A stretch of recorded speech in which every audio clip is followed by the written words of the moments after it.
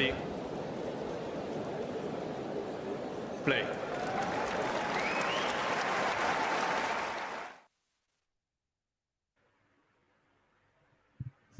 Hello, everybody, and welcome to this watch along. It took a while, but yeah, we're finally here. So it is the first men's semifinal in Cincinnati in 2023. Carlos Alcaraz against Hubert Hurkacz in what would be a repeat of their third round encounter in Toronto, which went all the way to a third set tiebreaker. Carlos was in all sorts, but he pulled through eventually. I'm pretty excited to take you all through this match with a good friend of mine, Jack Edward. Jack, how are you doing? I'm good, thank you, Srihiri. As you mentioned before we went on air, we're pretty late over here. For both of us even. There was a pretty long match between Mukaba and Sabalenka. Not very Sabalenka-esque. Normally they whiz by quite quickly, for better or worse. But here we are. I'm excited for this matchup. Last week's was really good. So I really enjoyed the matchup between them. Hubie's playing really good recently. I'm Yeah, genuinely a bit excited. Normally I'm not that keen on just watching serve bot after serve bot, but he's playing some pretty exciting stuff recently. It's good. he is. I mean, I was actually surprised, especially because I don't know if you watched that match against Chorich. He was 5-3, 15 love up, serving for the opening set. He lost 16 points in a row and lost the first set. And I thought, okay, he's toast. This is just bad. An awful way to lose. You lose the opening set. But then he bounced back from that pretty well. And he put up a masterclass against Tsitsipas just, I think, a couple of minutes over an hour to dispatch him in straight sets.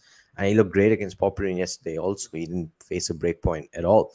Uh, Popperin, of course, was quite fortunate to get there, all things considered. But, we know that he can be a pretty tricky player. He did get to the third round, the Australian Open, beating Taylor Fritz. He's beaten the likes of Yannick Sinner and Felix twice this season. So he is a pretty tricky competitor, and I think he saved a couple of set points as well in the second set. So that was a pretty good win for him, and I actually do think that I'm back in Hubie this evening, or I should say this afternoon in Cincinnati. What are your thoughts? Don't speak too soon, Srihiri. We've already got Mm, Christine 30 here, yeah, a yeah, little bit of danger. I know why you're saying that though.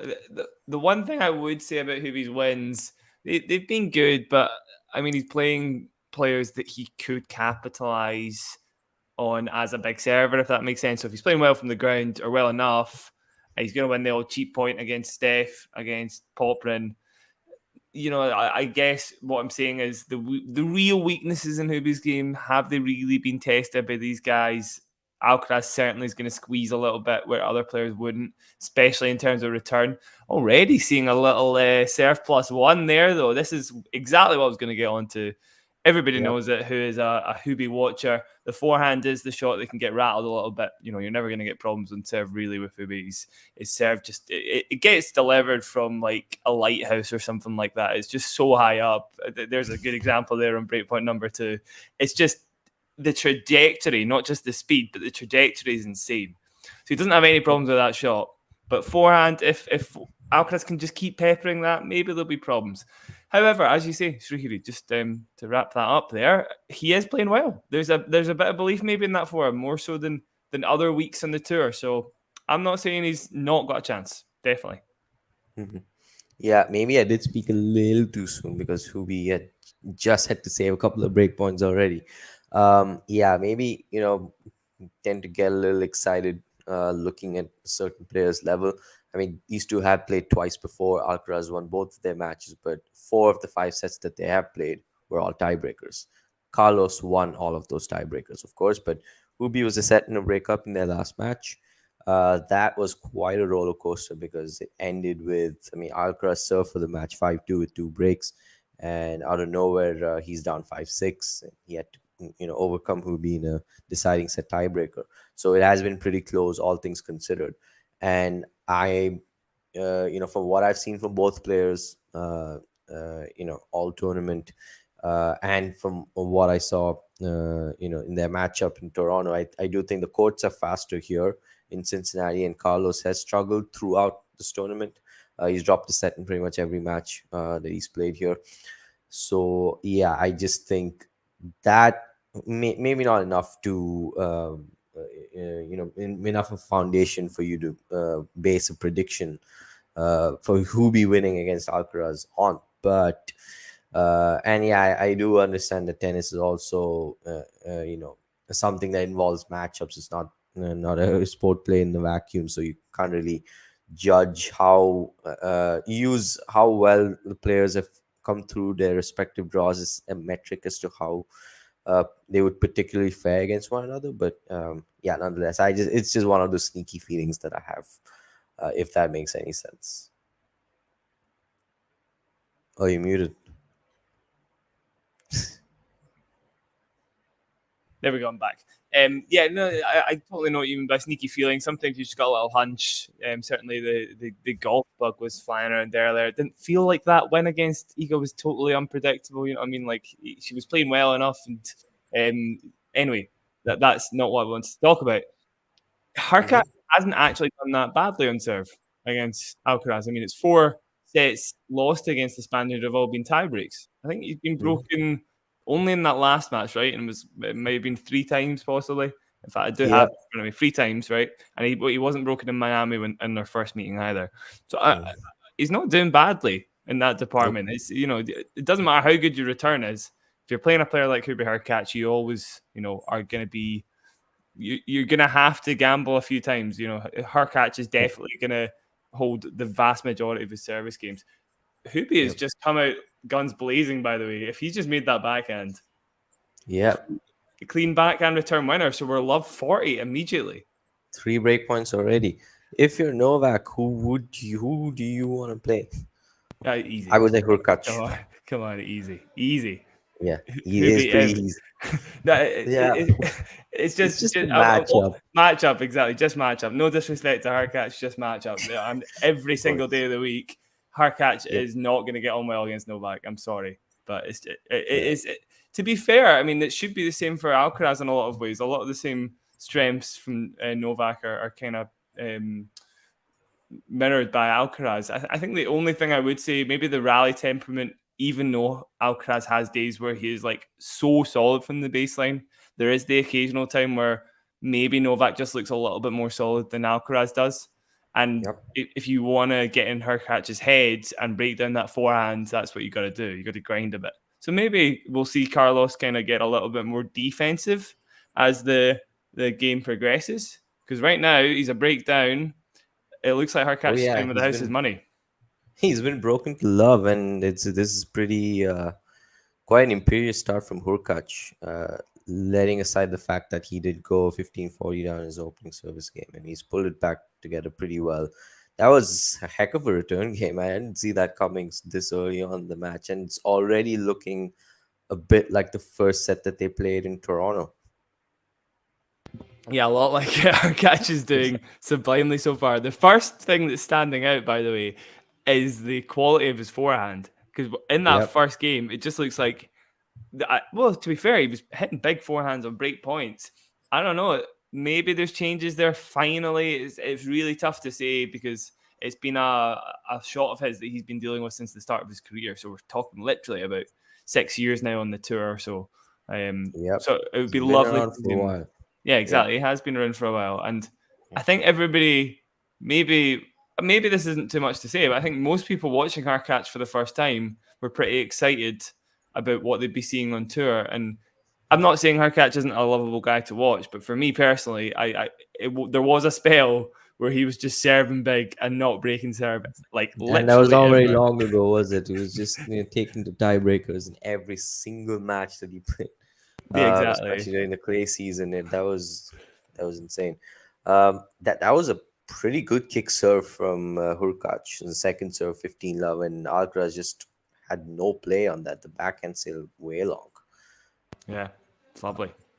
Mid rally here, 30 love. Just let me know if I'm ahead of you in the stream. You're a wee bit behind True. So at the moment, I've just seen a 40-15. Yeah. There was just a pretty huge forehand from Alcaraz. It's 30-15 now. Yeah, I am a little ahead. So I'm literally just watching the end of the game now. Another unreturnable. So Hurkacz is walking back to his bench. So I'll come back a little bit. Oh, okay. I'll come back a little bit.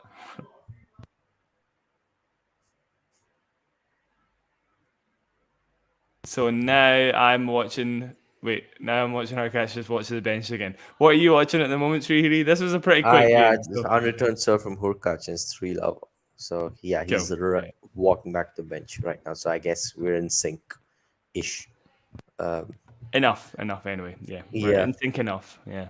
Hey there, Max. Nice to see you. Hi, Terry. Uh, Terry says Carlos will get it back. Interesting. It's funny, right? When you're serving first and you have that break advantage, it feels like it's so vast. It's 3 games. Yeah, I know. When Well, you it's against a guy like Hubie, right? It does yeah, feel it feels awful. I yeah, don't know if this is a case of Carlos getting it back, as we're kind of alluding to, Max. As soon as Hurkacz gets that lead, if he's playing well enough, it's not really anything that Carlos can do a lot of the time. Like the ferocity of considering the serve is just considering the mad. surface. And when they did play in Miami, what was it last year? I do believe that the courts were slower than they were this year. Yeah, The Miami courts were pretty quick this year, and then last year they were, I would say, closer to Indian Wells in terms of the court pace index. yeah. But yeah, I mean, this is a heck of a start. I do want to. I think I'm gonna revise one of the statements I made, Srihiri, because if we do see Hurkacz go through, I Mhm. was a little harsh on the matchup, thinking about it immediately. The last match I could think of seeing them play was in Rome, and there's no way Hubie on clay is going to beat Novak, right? But actually, despite their head-to-head, now a lot of them are coming back to me. It has been a pretty close set of matches. Sometimes there was one in Paris that sticks out in particular. The shots I can remember who be playing where he could have potentially taken the match, but Yeah, I mean, he had that mini break in the deciding set tiebreaker. He saved exactly, match point at 4-5. He came back from a breakdown as well. I think Novak was 4-2 up in the third set. They also played those 2 matches in Wimbledon. One, obviously, just a month ago, and the other one, 2019, where Hubie really gave yeah. Novak a run for his money, and I would say the first 2 sets. Did you just see And that, Shuhuri? Sorry, did you just see that? oh wait, I am still behind. Just give me a second. It was like a clean. Oh yeah, wow.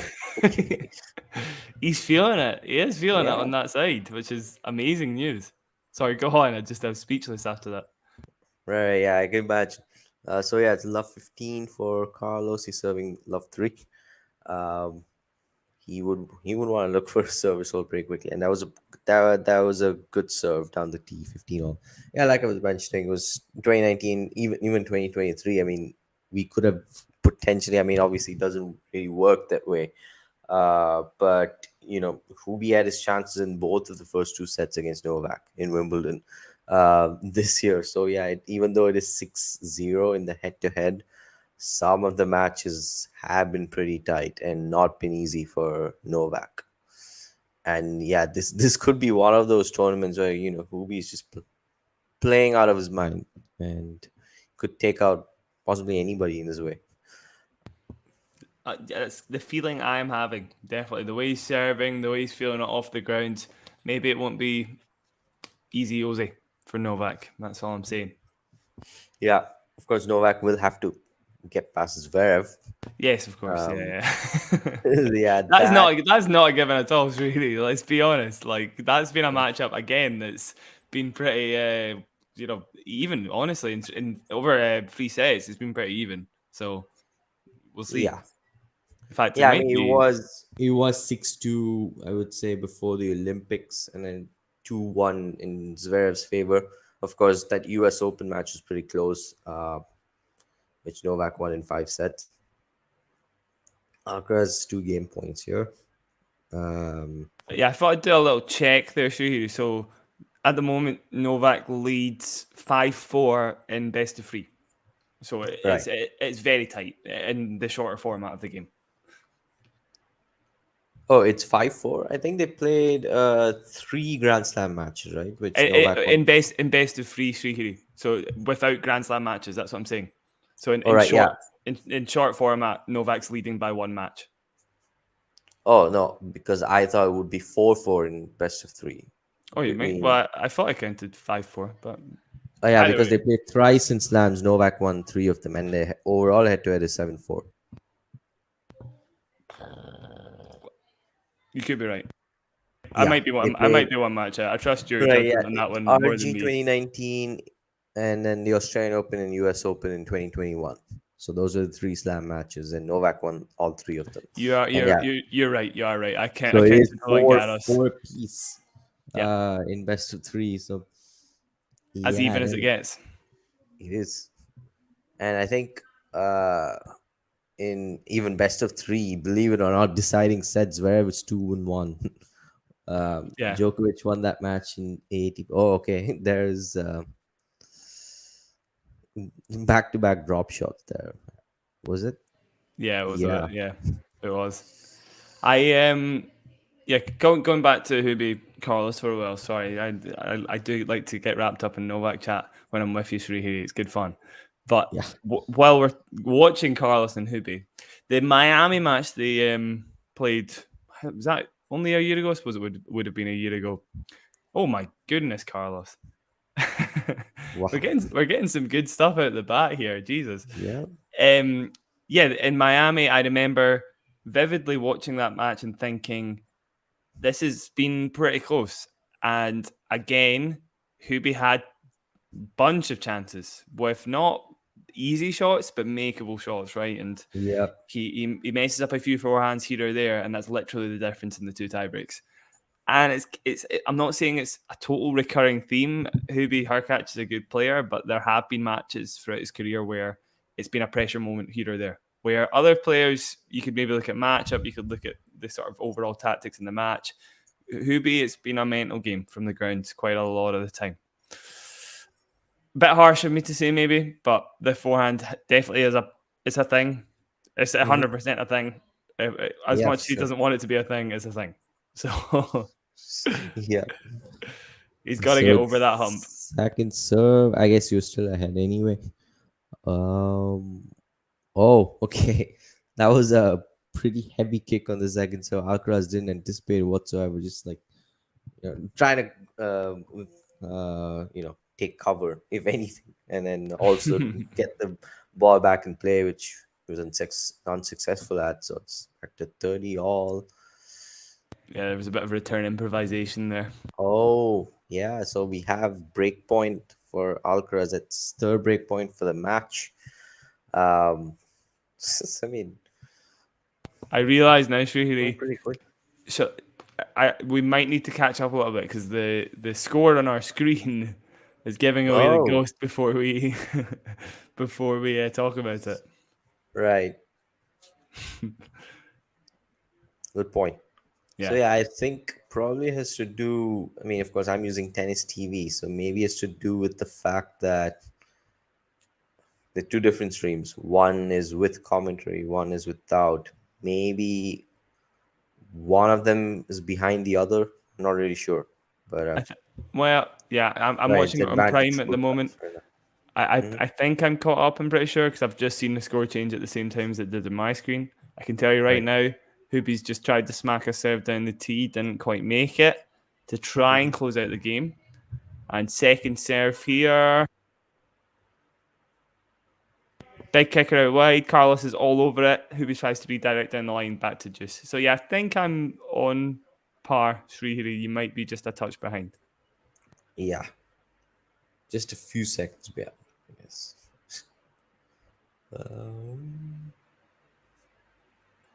Yeah, it's back to deuce now.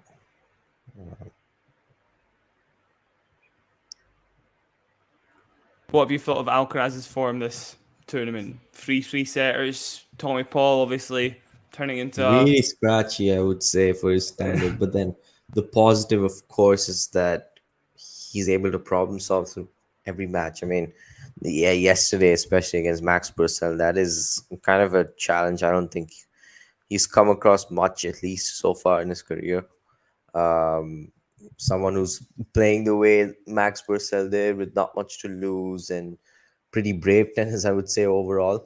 He also had that break point in the final game of the match to get back into back into it at 5 all, and there was some pretty good resilience from Carlos.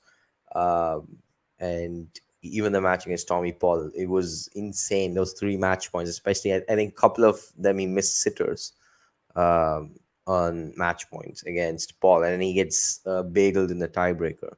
But he puts that behind, and he also overcomes those rain breaks. And yeah, of course, Hubi's just held on my stream. It is 4-1 for Hurkacz. But yeah, like just to not let the rain breaks affect his momentum in any way, because he was the one having the momentum in the deciding set. He broke to start the set, and it was at around 4-3 when the rain break came. And yeah, he just didn't let that hinder him at all. So yeah, I think that of course is a positive. The fact that he, even with for what is, I would say, a subpar level for his standards, he's able to pull through against quality opposition. No, so yeah, in Tommy Paul, in Max Purcell, and of course Jordan Thompson as well, who is a tricky customer. So I still wouldn't uh, rule him out yet from this match. Absolutely fair. However, I understand like wholeheartedly why you've picked Hurkacz in this match today, and it's partly what you're saying there. His form has been scratchy. There's been a lot of kind of looseness to his game. At the same time, I think the fact he's winning the matches, he is starting to build that air of who cares what the score is, don't relax against me. I can still win this match. We haven't seen any crazy comebacks, I would say. Again, in the kind of style of your big three, kind of Rafa and Novak in particular. However, he's definitely building up that kind of aura of, don't relax at any point against me, which is exactly what you want. It's kind of what Novak brings to the court, right? Just you can never let up at any point. Yep, it's true. I mean, you're never safe with any advantage, essentially. But yeah, and another reason why I picked Hubi is, the form aside, is considering the conditions of this court, and considering Hubi's game style really, and if he's serving the way he is serving, and doesn't let nerves hinder him in a significant way, this match could get away from Carlos pretty quickly if he's not up to par. Yeah, we're talking 4-1, love 15, second serve right now, Srihiri. So case in point, let's see what happens. Yeah, I mean, I was a little confused. I thought that the forehand from Hubi went long, but turns out it was in, and Carlos didn't get that backhand back into play. So it is, of course, not 15-second serve. Oh, that is lovely, Hubie. He's not capitalised, to be fair. Point's not over. Sorry, I did think it might have finished. Alcaraz Right. pushes it long. Well, there we go. Quite a good example there of Hurkacz being so comfortable against Carlos. This happened in Miami in the kind of backhand exchanges, because his backhand is actually money. It's really, really good. And then maybe trying to use the forehand to attack, and he couldn't do that so well in Miami. Here we've just seen 2 forehands back to back. Actually, that didn't win him the point, to be fair, but at least didn't put him in any sort of defensive position whatsoever. And again, eventually Carlos overheated. So Yeah, and I mean, if you were to pick a more vulnerable side of Carlos, it would be the backhand. I mean, it is formidable. Just that compared to other aspects of his game, that is the attackable wing, if you will. yeah, it's like the only one that. Total points 122 for Hurkacz, just 12 for Alcaraz. Wow, that makes sense at this point in the match. The forehand certainly can be loose, but it's not attackable exactly. You're quite right. You can't really pepper it and give him time, because you're just letting Carlos play in his own terms, which isn't really going to go well. He might give you the odd 3 point. But yeah, you can be smart about it. I do think the backhand, honestly, is pretty damn solid, to be fair. It is difficult to extract an error per se off it. But yeah, for some of the best backhands in the world, maybe you can get some joy. Maybe. But you have to be really good on that side. Yeah, I mean, it's great defensively, but of course, when you talk about offense, his forehand, I think, is several notches ahead of his backhand, I would say. Yeah, 100%. 100%. Hubie pushes wide there, so yeah, 30 all. Unlucky because he got it to a rally. In fact, he's getting pretty much all of Carlos's serves to rally. Yep. Maybe So, Carlos has gotten comfortable with this kind of service motion. Do you think maybe you should make some changes? Um, anticipating better returners in the game. yeah. I mean, I still think there's a lot to do on the serve. There was some really great moments. Don't get me wrong, at Wimbledon where he really stepped up to the plate in big points with Yeah, the serve. But he did. I do think he still doesn't play as traditionally on serve as any of the other members of the top 20, even really top 10 at least. Most of them are really big guys.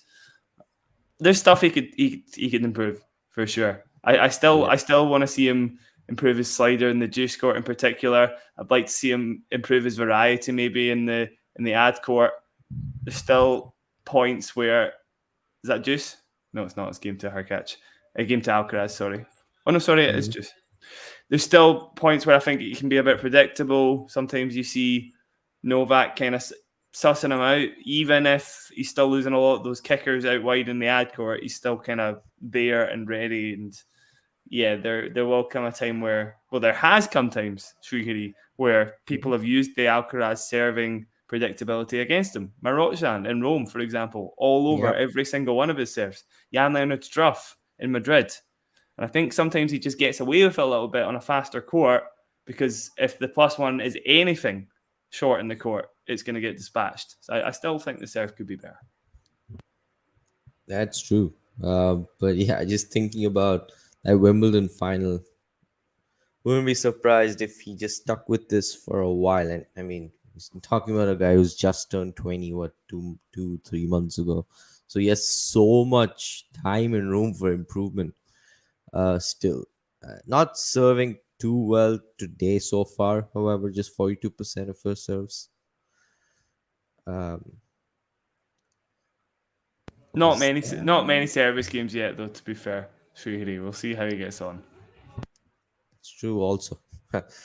Smaller sample size. Okay, and Hubi's dumped that at the net's 4-2. Here we go. We've got Carlos guessing already. Srihiri, first Carlos guess you'll see on the next point. One of the biggest things about Hubi's serve, I did forget to mention it. Okay, he is also, as I said earlier, delivering from the top of the Empire State Building, but it's also incredibly unpredictable because of that. It is. I mean, with that service motion, can you really tell where he's going? No. Almost definitely not. Yeah, and Alcaraz will have a bit of anticipation factor on most players that he plays against, but Hubi's is tough. It really is tough. Yeah. Speaking of the serve, like, let's talk about someone like, just for a second, of course, someone like Medvedev. How is it that his serve is no longer the weapon it was a couple of years ago? Yeah, good question. I don't see anything technical he's changed. It's the same old serve he's had for ages. I honestly think it's a confidence thing. He's talked about it before, like it's a confidence thing. Almost saying, outright, when I'm going for those big second serves, a lot of the time it's because I think I can make them. I'm feeling it in the moment. And when you see him do that at the wrong times, that's when he tends to miss those second serves. And it's all about, does he feel like he's in a comfortable place? I do feel like, for example, Srihiri at the start of the year, I thought he was serving pretty well compared to last year in particular, when he was throwing in a lot of double faults and break points and stuff. Yeah, and we saw something like that against Zverev too. I mean, throwing that double fault at 4-all break point, that was just nuts. You came out of nowhere, especially when he had 2 break points the previous game, 2 serve for the match. And then all of a sudden he throws in that kind of service game. Whoa, okay, that was a little wayward, but nothing to worry about too much if you're looking at the same shot or you're not looking at the same shot. Hold on, right. I mean, the rally just got over. I mean, you know what? It is fine if you're a little ahead of me. But the thing is, I was just surprised that Hubi won that pretty long rally. Of course, it's back to 30-all now, but yeah, a little bit more forehand offense there, winning the point. Yeah, it's good stuff. It's very good stuff. Credit to Craig Boynton, Hurkacz's coach, whatever they've been doing over and over again. I just hope it's something that works long term rather than, okay, maybe he makes the final in Cincy or even wins it and he loses second round of the US Open. That would be such a shame. From what I can see, so Hurkacz's forehand in the past, it was pretty spinny, but not in the same way as Carlos's. It's not like a heavy, loopy shot. It's almost quite overspun, right? It's quite sort of flaky off the strings, doesn't do too much damage. It looks to me as though the shot they've been working on is the Mhm. flattening out shot, which is still going to be inherently fairly risky, right? But Yep. he seems to be going for it with a little more confidence than he used to, or at least going for it at the right times, right? So I Yeah. do feel like he's giving himself more chance of landing that shot than he did before. Yeah. The That backhand, by though. the way, the well, I'm keen to talk about the backhand in a second, but the way he just like dispatches break points with serves is damn like it's audacious. It is horrendous. How can you be on the other side of the net playing Hurkacz and just face that over and over again? It's demoralizing, honestly. I agree. The backhand you were going to say, Srihari. Yeah, I know. I mean, that point at 30 all, that was a huge backhand, also. Um, Yeah, it was. Carlos getting pumped up there. Great little bit of defense to stop Hubi's net play from doing too much damage. yeah. I forgot how much I liked watching Hurkacz Sheehy because everything I'm saying out loud is making me quite enjoy it all. His net play is also phenomenal. Like he lost the point there, but it's It so is. good. It is.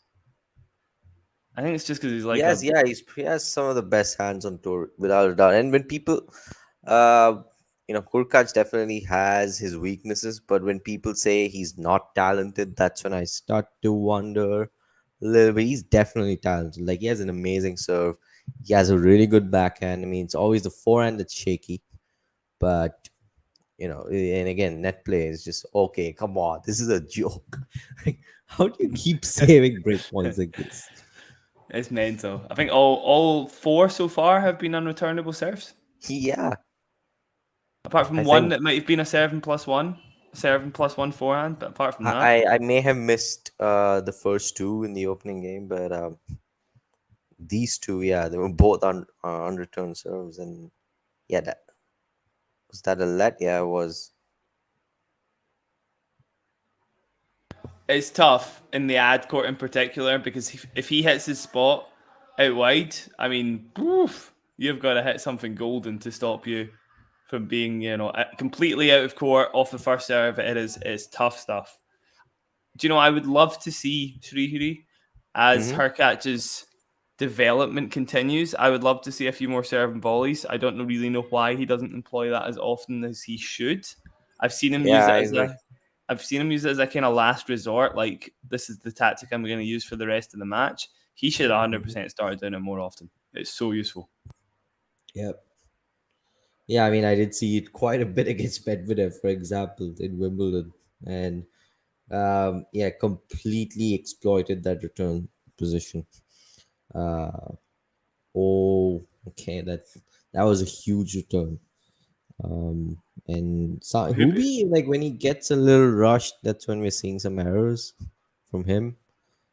Terry is saying, "How about praising Carlos too? When are we not praising him plenty here?" Like, Yeah, I'll praise him a little bit. But at the moment, I'm just kind of amazed by how well Hurkacz is playing.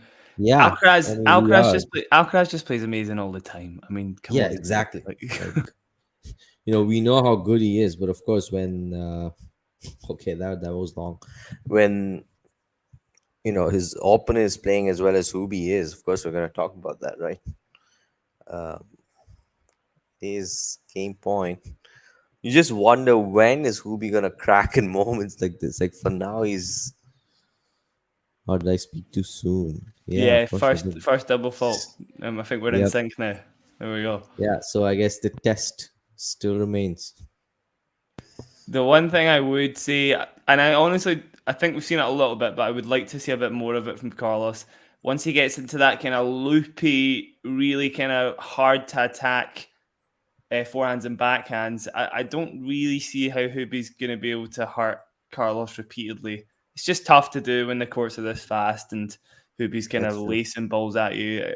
It Yeah, might be a case of just getting a few more returns into play, getting himself a little bit more settled. Because at the moment Hubie's doing a lot of damage early in the point. yeah, that backhand, I mean, was wild from Carlos. Really, he was just unloading on it. But again, that's just, I guess, the way he learns through a match. Um, and Hubi finally holds, so it's 5-2. From what I recall, I don't think Carlos had any chance really in the opening set. Any breakpoint chance, if I remember correctly. He's had what, 5 or 6 already. He's had 6 already, I think. Yeah, or is it 5? It's 5, yeah, 5, yeah. 5 breakpoints. I mean, Hubi converted the only breakpoint he had, and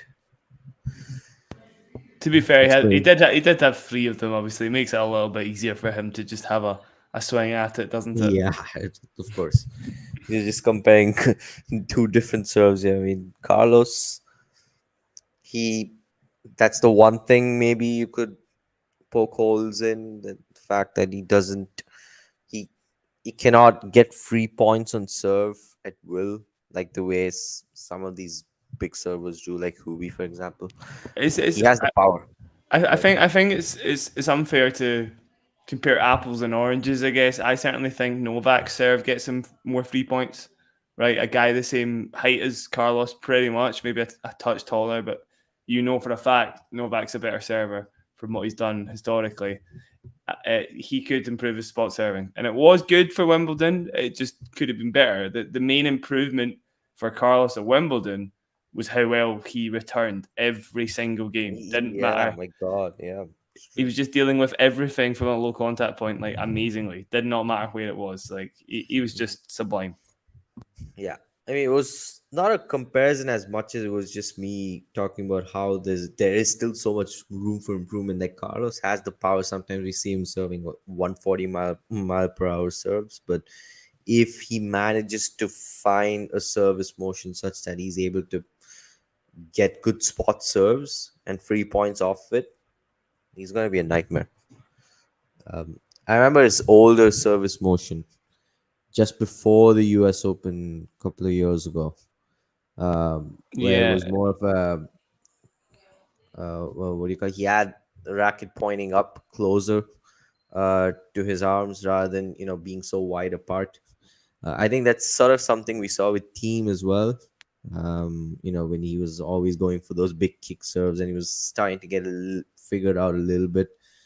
I would say towards the end of 2020, when he was using it quite often, and then players start to predict, that's where he's gonna go when he's serving out wide. yeah. And you don't find your spots too well when you have such an open phase on your racket, I guess. So that's kind of what we were seeing with Carlos' service motion. Beautiful The from moment. Hurkacz there, by the way. Forehand Yeah, return winner. Carlos with an overhead unforced error the previous point, and a forehand unforced error very inexplicably on the next point, and we're now 2 break points. 2 set points as well. 2 set points. 2 break points, 2 set points. Yep. This could be big. I mean, a lot Happy. of forehand errors all tournament. Yeah, all tournament fair. I was gonna say this match has been okay. Hubie has Yeah, this genuine. match's He's been all earned right it. so far, but yeah, I mean the match against Tommy Paul, even the match against Hubi in Toronto, like he was just netting so many forehands, especially towards the end of the match, inexplicably. Like, That's nice from Carlos there. That's very nice. Amazing backhand, and then no yep, panic on the next forehand. Just super solid on break point. Here we go. Second chance for Hubie. Happy to talk through this one. Sure. yep, sure, Yeah. go ahead. Let's see. Does Carlos go predictable, or does he hit that tee spot on the ad court? He does try the tee, but he misses. There's a spot that Novak hits all the time. Like Carlos doesn't hit that one anywhere near as well as Novak. Here we go. The second serve. He'll go kicker, surely. He does. Hubie gets it back into play. Drop shot out of nowhere. That's lovely from Carlos. Hubie's on it. And he's there for the volley. And Carlos pushes it long. Lovely stuff. Well played, Hubie Hurkacz. Okay, I'm surprised Hubie. Hubie got to that drop shot. That was a Yeah, really same. good drop shot. Same. Wow. Okay. We got a match. Yeah, that's a way to put it. We've got a match. I actually, I don't know. I'm obviously it's easier for me to say now Hubie's up a set, but I don't really feel the Carlos comeback actually. Yeah, I mean, I wouldn't be surprised at all. I honestly think Hurkacz wins the next set. Just the way things are going. I don't know. He's Carlos has been so loose. Hubie has been hitting forehand after forehand after forehand. That has me thinking this isn't really a fluke. Surely he's feeling it today. Nope. Yeah, I mean, we just spoke about his serving under pressure, saving 5 break points. I think 3 or 4 of it, 4 of them unreturned serves. Carlos didn't lay a couldn't lay a punch whatsoever, or a glove even, I should say, on any of those serves or most of those serves. One of them, yeah, was I think a serve plus 1, maybe one of the earlier break points. Now, not to mention, he had a couple of break points to start the match. Carlos, you just wonder what would have happened because we know Carlos is an amazing momentum player also. But yeah, he is a little off color so far. Hubie is just peaking. Hubie is peaking. That is a good way to put it. Can't remember the last time I saw Carlos lose a 6-2 set. I guess no, actually no, I can't. I'm doing a little scroll now, and It was Sinner in Miami, the deciding set. Well remembered, yes, yeah, well remembered. There was a little bit of a niggle going on though, right? He did have a bit of an injury issue-ish. I think it was cramping maybe of some sort. But yeah, still, yeah. I mean, the Sinner definitely deserved that match. And my point is though, Shuhiri, I'm more impressed by here and now, right here, Hubie 6-2 Cincinnati. This feels big, genuinely. Yeah, it is. And yeah, straight up with the unreturned serve to open the set. 15-love. It feels like Hubert Hurkacz has been out of the conversation for the best part of a year. Shuhiri. Yeah, I mean, it's just the last 3 seasons, this season included, he just finds that one part of the season where he decides to rack up a bunch of points and solidify his spot in the top 15, if you will. Of course, he made the cut in Turin 2 years ago. I'm not sure where exactly he is in the race at the moment, but yeah, this could be a pretty huge chance. Well, I can tell you he's number 20 in the rankings. Like he's dropped. He's number 20 in the rankings. But in the race, I'll have to see. We can just pull that up in a second. Oh, he'll be low. I'm gonna just give a punt at number 56 in the world. Right. That's harsh. That seems harsh. Number right. I mean, he's 16. Yeah, he's 16 in the race. What has he done? What did he do this year? What have I forgotten about? 4th round at 2 slams. That's actually quite a lot already. I was gonna change it to number 36. So I still would have been way off. But yeah. I'm thinking of any other. I think he did decently in maybe 1 or 2. Yeah, he had match points against Sinner. He did win a title as well, actually. Oh yeah, he did he? Yeah, he won in one of the indoor hard events at the start of the year. Oh yeah. I think Marseille, was it? Maybe Marseille. Yeah, I was thinking of Metz, which he also won last year actually, but it could have been Marseille. Could have just been another French indoor hard court tournament. Towards the end of the season, right? Yeah, it probably was Marseille. Yeah. I can just confirm that, and yeah, it was Marseille. Nice. Right. Yeah, Metz. He won that in 21. I think 22 was someone else. All I remember was from that tournament was Wawrinka beating Medvedev. I think that was that where That's testing Sonigo you. beat Bublik, I think. Maybe. That's tough. I couldn't say for sure. It definitely flew by me a wee bit. Mhm. Either way, the point is, Hubie, that's about the only thing I could have thought of off the top of my head. I forgot he had match points against Sinner in Monte Carlo. What? Did he? He did, and he lost the second set and he got breadsticked in the third. Wow. Jesus. Kind of Yeah. rings a bell now. It does kind of ring a bell. I think he just went crazy on serve, right? I don't remember what he did in Miami though. In quarters, I think. Um, That's good, who did he? actually. Yeah. Yeah, Immediately, quarters at a Masters gives you a pretty big chunk of points. So, same as a fourth round at a Slam, actually. So, yeah, okay. yeah. I'm good. I'll stop with the Hubie Hurkacz dismissal of his season. There has been good Right. stuff this year, but yeah, Yeah. nothing crazy. Was it the quarters? Oh no, it was he lost in the round of 32 to Manarino. Yeah, well, round of 32, he made the quarters in Dubai. That gives you 90 points. One in Marseille, fourth round Australian Open. Oh yeah, the United Cup. That's why he got a lot of points. Did he? No, only 75 points. Never mind. Where the heck did he get all these points? Um, yeah, I mean, I guess 360, 610 if you total up the slams in the title. And yeah, 360 points here already in Cincinnati. So there you go. Yeah, I mean, if you're looking at live, then fair enough. The two fourth rounds are no laughing matter. 3 matches in a row at a Slam. That's top 20 stuff. So Yep. Oh, we have Ghosty here. Good to have you, Ghosty. Come on, before I get her. Uh, it was a good match today. I gotta say, it was a good the match. usual facetious comments from Ghosty, of course. She's so young. I liked that match today. I thought Iga still did pretty well. Surely for Ghosty, it's a good match. If Iga loses, and still puts on a decent performance, she's human.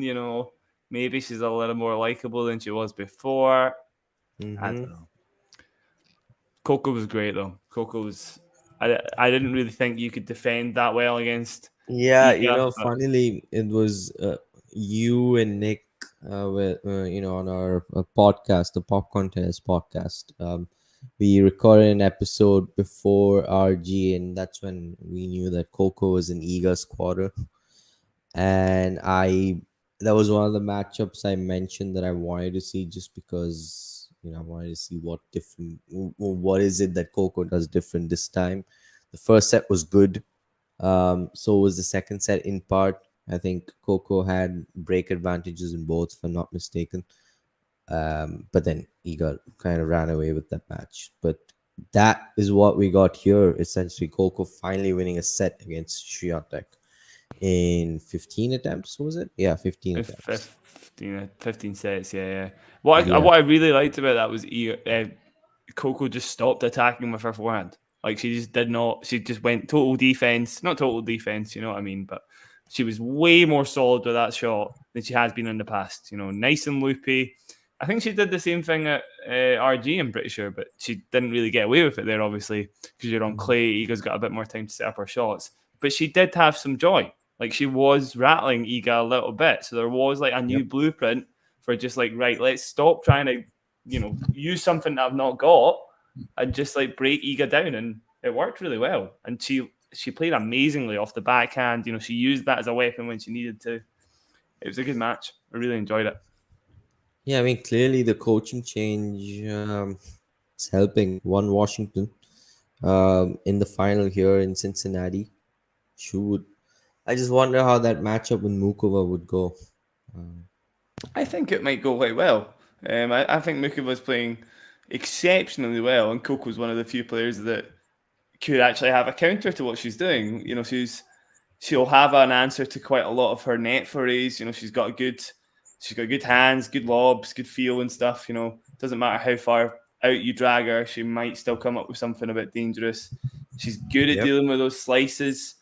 Maybe slice to the forehand will be something that she's going to try against Coco just to see if she's feeling a little nervy. But I honestly think this is Coco's time. I do think that she can out-defend Mukova, who's a really good defender herself. Yep. And I'm not saying it'll be one-sided at all, but I do think a very tight set of straight sets and Coco comes out the victor. Yeah, you probably caught that, but that was a bizarre return on the second serve at 30 all from Carlos. Just sent that backhand sailing way long. Tried to step in. I'm just watching it now, and yeah, I've seen that volley. It's a lovely view, actually. I don't know why people don't like that view. Yeah, I don't know why. I don't know what it was like on your stream, but Tennessee, we just flipped to the court view for that point alone. It was so hard to tell what was going on. I like it, Srihari. I really like it from there. You do? Okay. Yeah, I mean, that's something we disagree on. It's just that, I mean, obviously the shadow didn't help either. Hard to track the ball. And yeah, I think Owen also is not a big fan. Oh, another big serve and ace just when Hubie needed it. I mean, how long is it going to keep doing this? Is the question. I really like seeing the shape and height of the balls and stuff. That's probably my favorite thing about that view. Yep. Just gives you a really good idea of what the players are seeing. Should he have gone to the backhand there? Carlos is waiting, lined up perfectly for that shot past him. Yeah. One thing. Yeah, Jack, here's a question for you. One thing I don't like about tennis. Good question. I do really like tennis. That's the problem, Ghosty. Zverev. I kind of guessed you would say something along those lines. Oh, and what do we have here? We have a break point for Carlos. Wild forehand there from Hubie. Not something you would have expected now. Does Carlos convert on his sixth opportunity? That's the wee adrenaline moment. You've got to kind of ride that out. Just stave off Carlos while he's feeling it, basically. That kind of pass normally gets him pretty pumped up. So I feel like we're going to get something dangerous in this second serve return, unless you've already seen it, really. Yeah. Juanqui Ferrero just having a laugh with Carlos. Oh, you've got to be kidding me. You've got to be kidding me. You really have got to be kidding me. No, here we go. Here we go. This is what we were talking about. The pressure moments on the forehand. Yeah. Come on, Hubie. Get it together, man.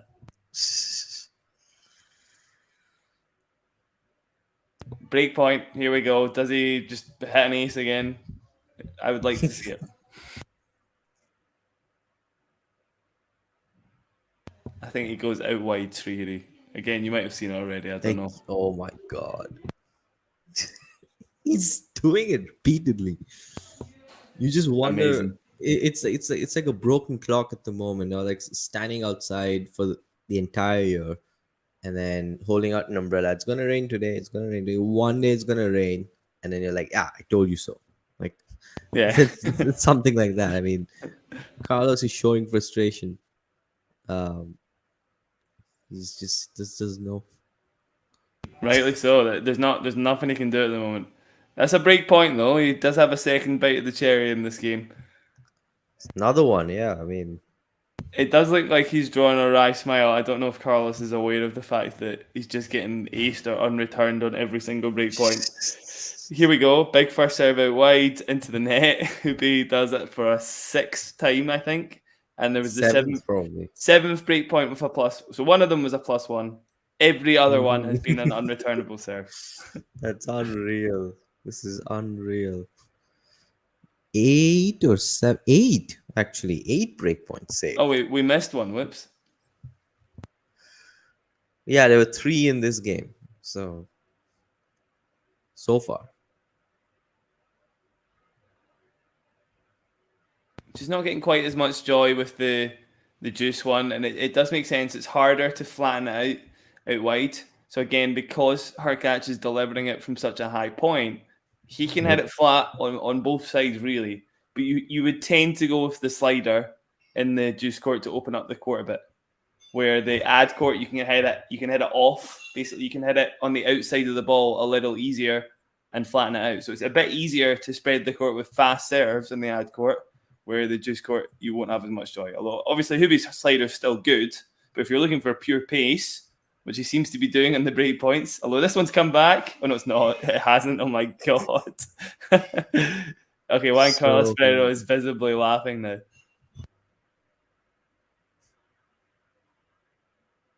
Yep. Words from a tennis coach. Take notes, everybody. Like,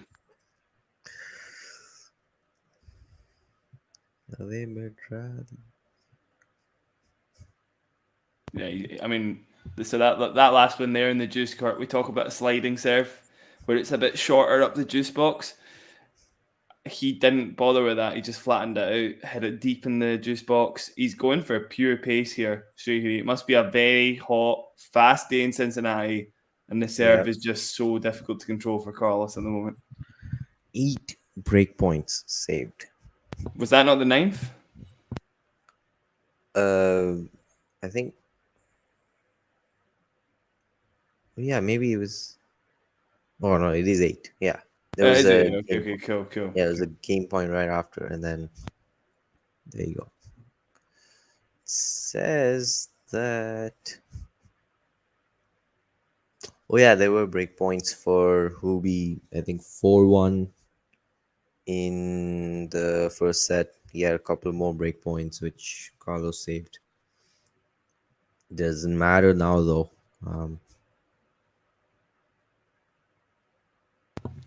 Right, this is going to be my last set of games, I'm afraid, Srihari. And then I'll have to love you. Understandable. I may be lucky enough to have called a pretty short match because it is getting quite late here. Also, I know that John will be joining us soon enough. Maybe he can tag me out. Maybe, probably, yeah. Maybe I could just slip behind the scenes and put out some graphics. But yeah, the fatigue's definitely getting to me. No question about that. So yeah, Carlos getting ready to serve.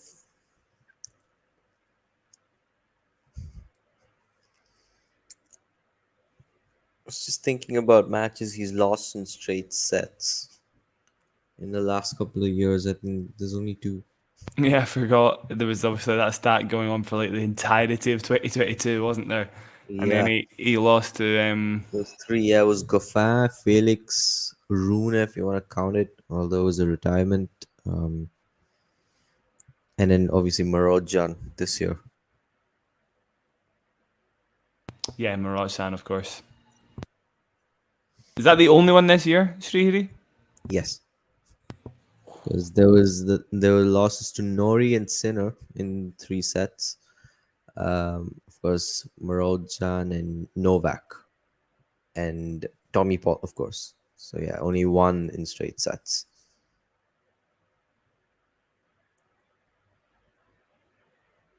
The Tommy Paul problem. Yeah, we didn't discuss that. Is this a thing or?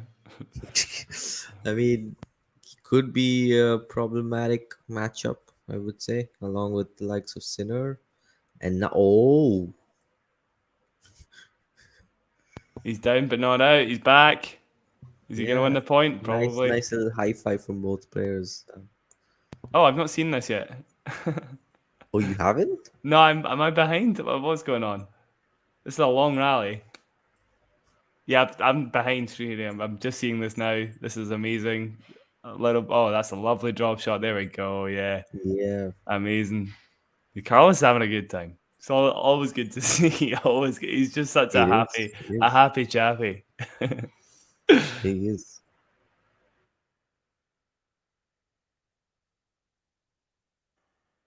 I always mean it when I say it. Like I honestly think he's like one of the best sort of inspirational players we've had in years. He just like plays the game with a smile on his face all the time, and he genuinely, obviously means it. You know, he's a kid. Like he's just having a laugh out there. It's good. he really enjoys himself, and I think that's so important. We get wrapped around what we do, um, but this guy just I think Tsitsipas mentioned it. He just has a completely different attitude compared to probably every other player on tour. Yeah. He makes sure that he enjoys himself first and foremost, and then a screenshot, albeit not the best one, but hopefully it'll help. Of course, I can put the score in the banner. Um, right there it is.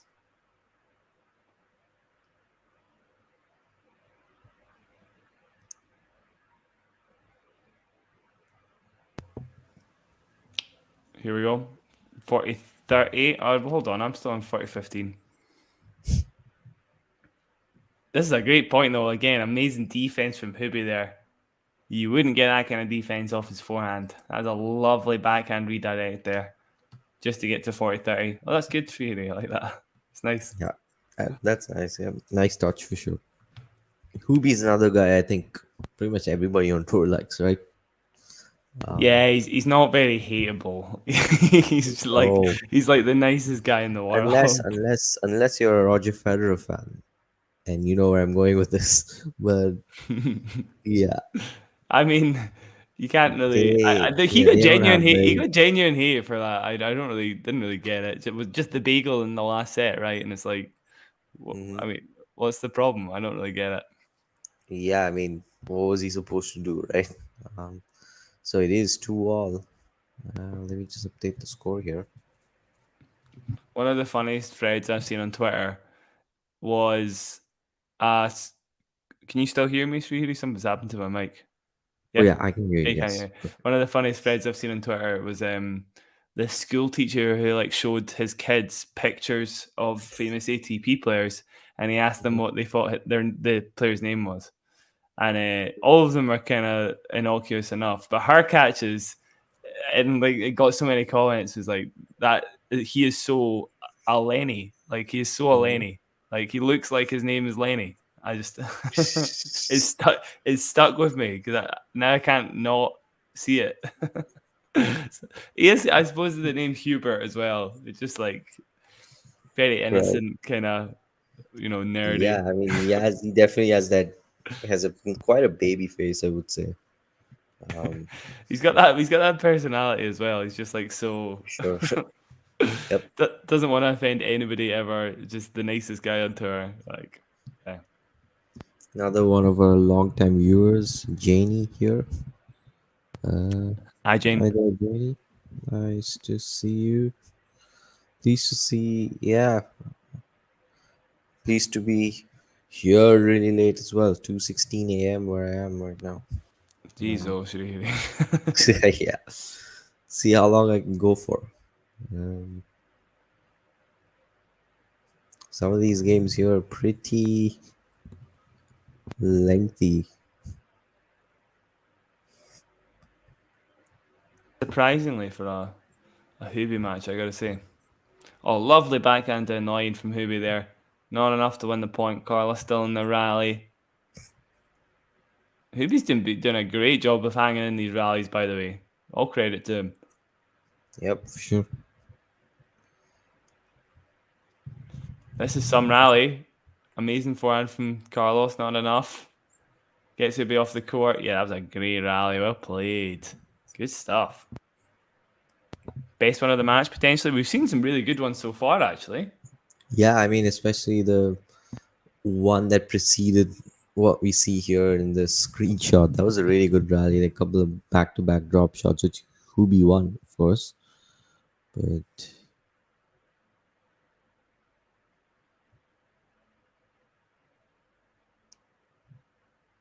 Does 30 Carlos's all. brother just go on tour with him all the time?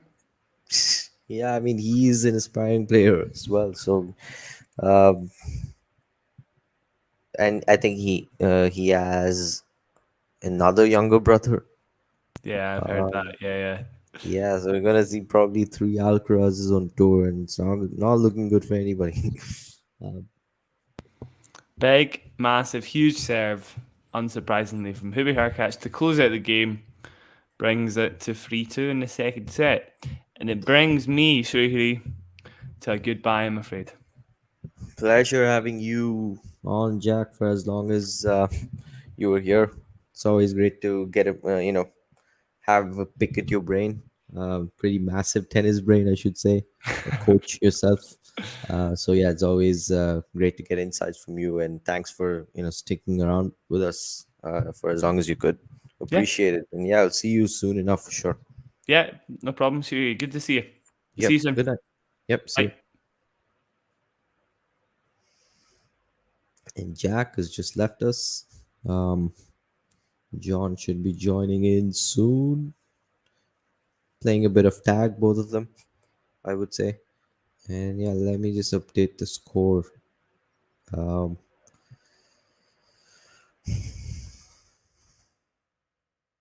by the way, as a Ubi fan, I am pretty happy. May not be able to say that very apparently or obviously, just because of how dazed I am right now. Um, I know I have Ghosty keeping me up anyway with wisecracks like that.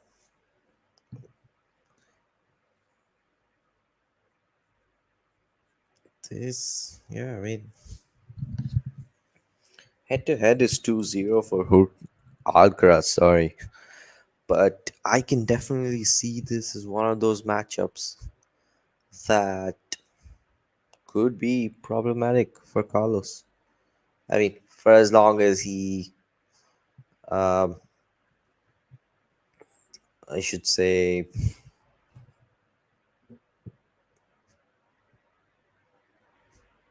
for as long as, where was I going with this? Yeah, until he, you know, goes to the next level with his game, which I mean, we can all agree that this year he's stepped up several notches from last year, which was an insane level on its own. Just think about the fact that he's just 20. He has a lot of time and room for improvement. Not seen the best of Carlos Alcaraz yet. He may have some matchups that annoy him, but he's going to figure a lot of them out, as all great players do, really. Of course, you have someone like Novak even now who would find certain matchups like the ones with RBA and ones with PCB problematic. We all know how great Novak is, so that's just part and parcel of tennis. Matchups exist. That's what makes the sport so fascinating for me. I love the fact that there are these matchup dynamics in place. Um, you know, we not necessarily to delve into what ifs like people do with say Medvedev, for example. Oh, Sinner took out Alcaraz in Miami. What if Alcaraz played Medvedev again? Or Marozjan took out Alcaraz in Rome. What if Medvedev had to bump into Carlos there? That's the thing for me. It's just that when there's a player like Sinner who is so inferior in the matchup to Medvedev, there's one other handful who can take it to Alcaraz. By the way, Alcaraz just put away a huge forehand inside out. It's 30 all. He's still in a bit of trouble. Ubi has half a chance to go up a break and be within just a couple of games from a big victory. We gotta keep. I agree. As much as this match is fascinating, there's only so much of coffee that can keep me up. Um,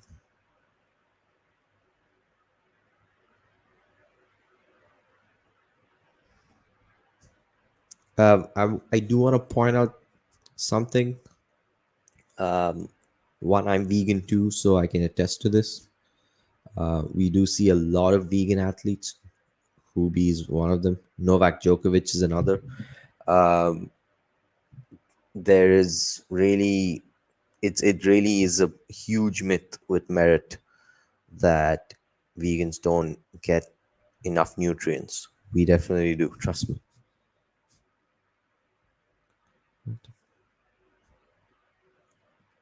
Oh, you see, this just went over my head. From top of my head, Um, I know that Novak, Hubi, Kyrgios. No, he doesn't. That's a myth. He dispelled this in a press conference a year or two ago. He said that he's completely plant based. He doesn't eat any animal product whatsoever. He even spoke about, funnily enough, I'll get back to this match, by the way, I promise. He even spoke about how he received backlash or not enough support from his own team for going vegan, and he charted out the reasons. Health wise, it was helping him a lot when he ditched dairy completely. Of course, uh, he has celiac disease or had it for a while, and that was causing a lot of his breathing issues back in 2010, if you remember. Until then, he was retiring mid-match quite a bit. He earned quite a reputation for that. And we do know, no, I mean, yes, there are some question marks as to how he came to that conclusion, holding a piece of bread against his stomach or whatever, but we know it worked. Sure as hell do know that. Just look at the sea change from 2011 onwards, like with his physique and the way he's able to last in these matches. Um, and by the way, I do think John interviewed that very doctor who Novak consulted. Make sure to check that video out if you haven't already. Um, or did I have a dream that he did? I'm not sure, but I do remember seeing it. Quite a few questions. Yes, yes, Ghosty. I know you're just poking fun, but yes. Also, yes. We have Ben and Jerry's, Haagen Dazs, even Baskin Robbins to some extent, where these companies are putting out vegan alternatives for ice cream, which they taste amazing. You cannot tell the difference. I guarantee you.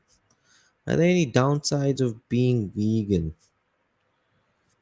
Not that I can think of particularly, to be very honest with you. I mean, it was easy for me because I was vegetarian growing up, and making that step was difficult but easier for someone who doesn't eat meat.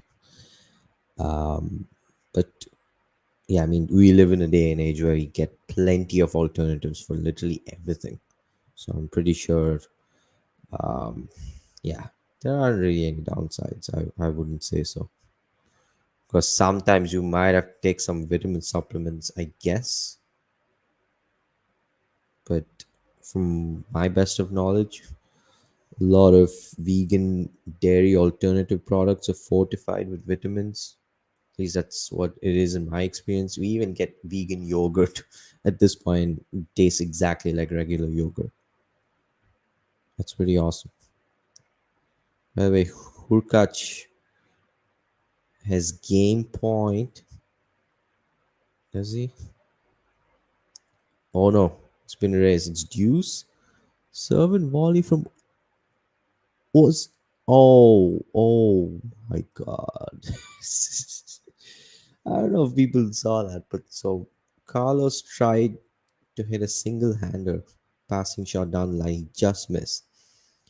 And he basically went to the backboard and pretended as if he was hitting his head against the wall. And he just had a laugh about it.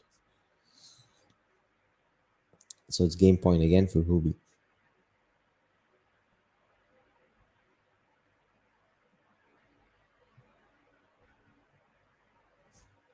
Second serve.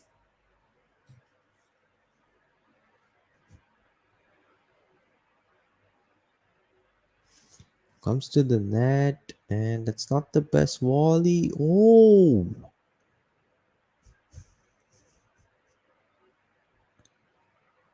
That's interesting. So Hubi decided to go for the serve and volley. Kick serve. The volley was not convincing at all. I was sure Alcaraz was gonna pass him, but he went back to Hubi on the forehand.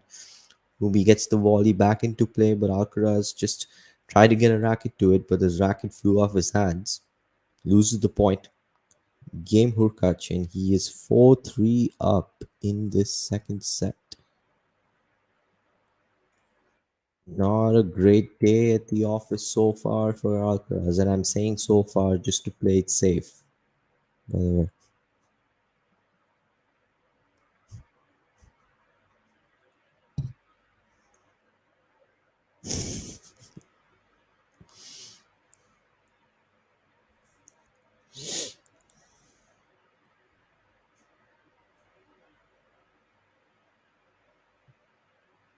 yeah, you tell him, Jenny. Of course. Uh, I do know that Ghost is pulling my leg. It's one of his favorite pastimes. Let me try to get a screenshot of Carlos just pretending to whack his head against the back wall.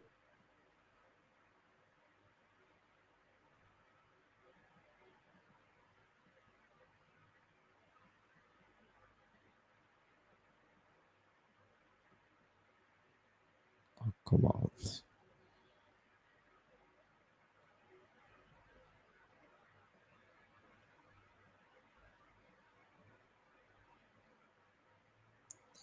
Pretty good shot there, yeah.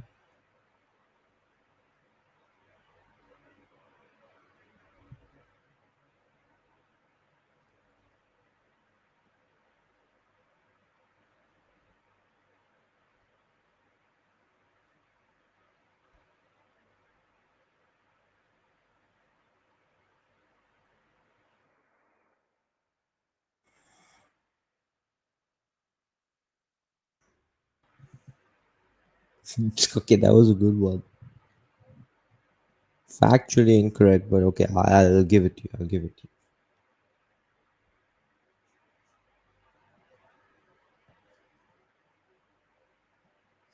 Yeah, bee vomit isn't okay.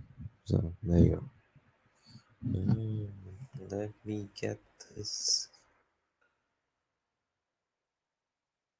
Funny debate going on here, by the way, and maybe just enough to keep me going for the rest of this match, which I am hoping, by the way, Ubi gets it done here for all the reasons. Um, but regardless,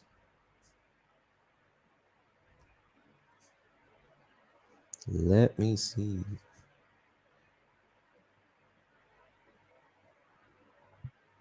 Okay, it is, of course, 30-15 for Carlos Alcaraz at 3-4.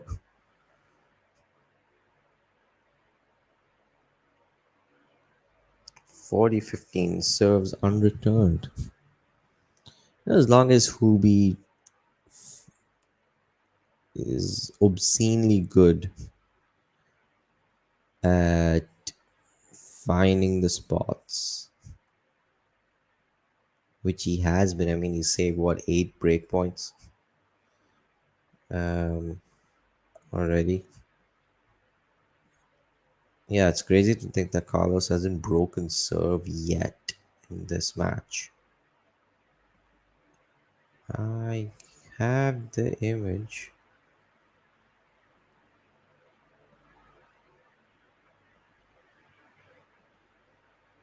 Right here. There you go. So this is the moment where Carlos was just pretending to whack his head against the back wall. Um, but that should sum up the day for him so far. Of course, he holds, and it's 4-all. So back on Hubi's racket now. Does he Alcaraz to stay in the match, or does Carlos make his move?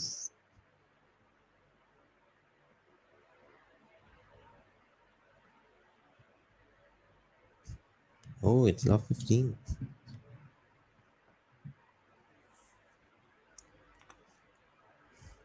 not a sex joke now. um. Anyway, back to the match. A good four I'd put away there from Ubi. And as he missed the first serve, he has. So, oh yeah, bad miss. Bad miss from Carlos. Second serve, he really should have done a lot more. Very honestly speaking, those are serves that he eats for breakfast on a regular day. 30-15 for Hubi, serving 4 all.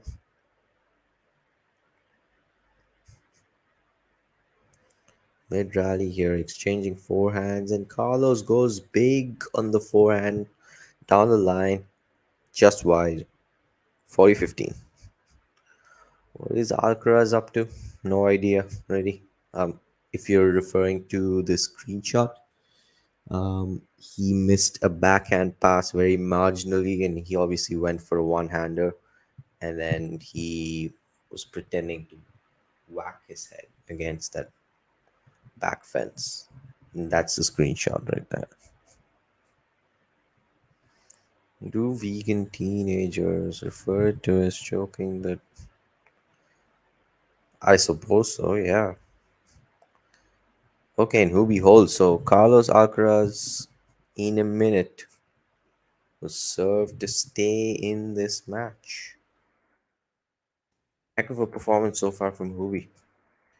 Needs to make that one final push, and who knows? I mean, Hubi's 2 out of 3 on break points, Carlos 0 out of 8. That could very well decide this match, honestly.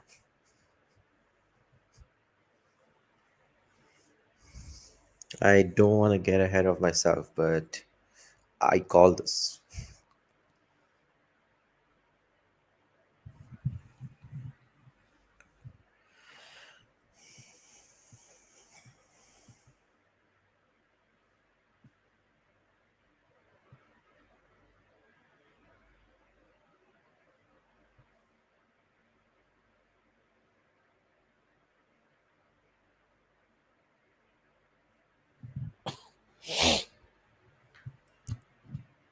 Yeah, and we will talk a whole lot more about that if slash when Hubi gets the job done, which he's 1 game away from doing so. Remember, all it could take, and I'm keeping my voice down because everyone at home here is asleep. All it could take is a scratchy service game. Is there a way back for Carlos? Probably. I'm not convinced that this level really is gonna make a comeback in this match.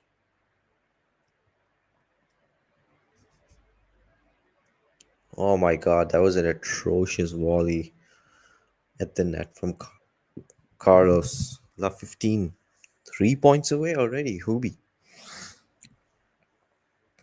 Carlos has good hands. I mean, we know that from his drop shots. He has good net play. But my god, has he been an error machine today?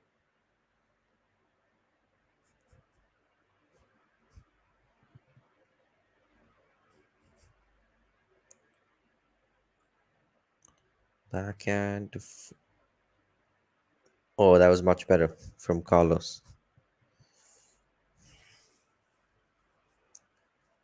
Set up the forehand pretty well. It was a good approach shot. Even if Hubi had made that shot over the net, I at least would like to assume that Carlos would have put it away.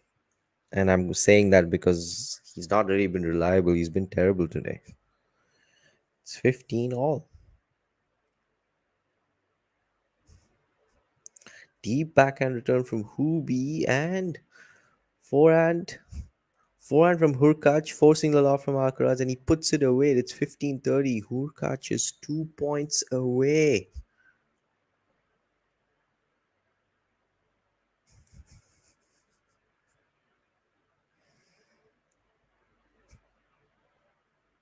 That was an amazing Amazing play from Hurkacz. Deep backhand return.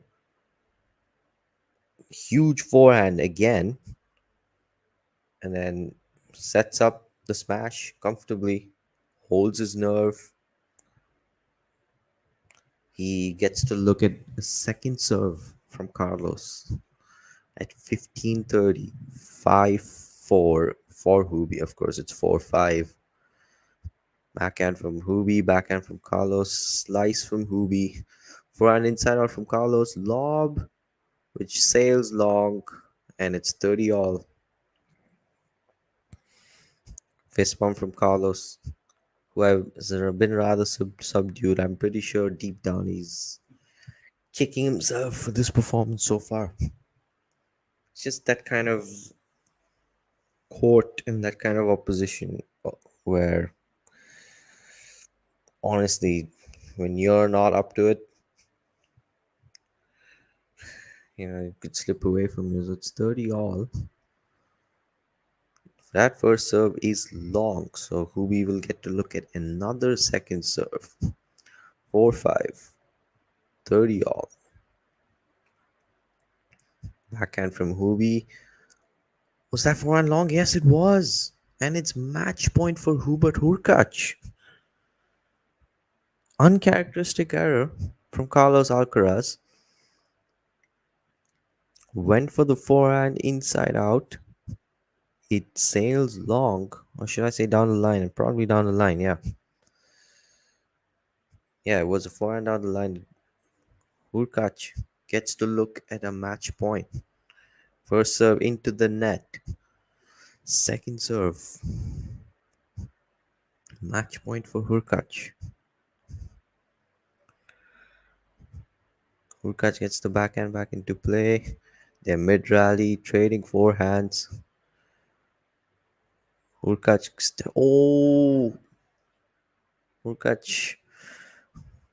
had the approach shot. He went big on the forehand and it sails wide. Could see the nerves over there. He went for the big finish. Coach Craig Boynton basically showing a thumbs up, saying, okay, that's the way to go. Just keep at it. Could that be expensive? It is deuce 4-5 for Alcaraz. He's just saved match point. Oh, bad return from Hubi. Really, really bad. Sorry. There's no way to mince words. It's advantage Alcaraz. He's just saved match point. Will he wriggle out of this game?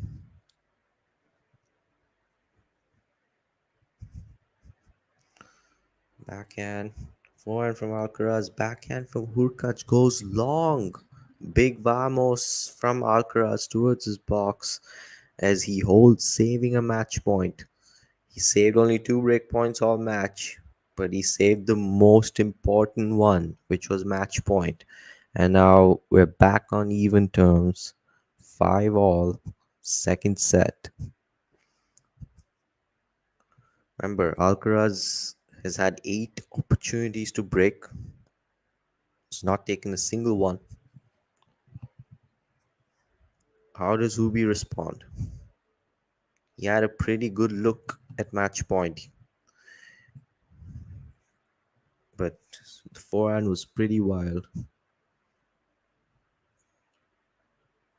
Of course, Carlos eventually held. And we know how dangerous he is in such situations. So here we go. Second serve, Hubi. The mid rally. Forehand from Hubi approaches the net and Carlos nets the backhand. 15 love. And Hubi has been pretty aggressive with the forehand today, huh? It's nice to see. I mean, there have been errors, but I mean, if quite a few of them are being converted to winners, who's complaining? Certainly not Hubi, certainly not his fans either. Serve up was that long? Okay, yeah, it was long. On return serve, 30 love. Good response so far from Hubi. again, another serve up the tee, unreturned. 40 love in no time, really. And Mumbai has 3 game points. Here's the second serve.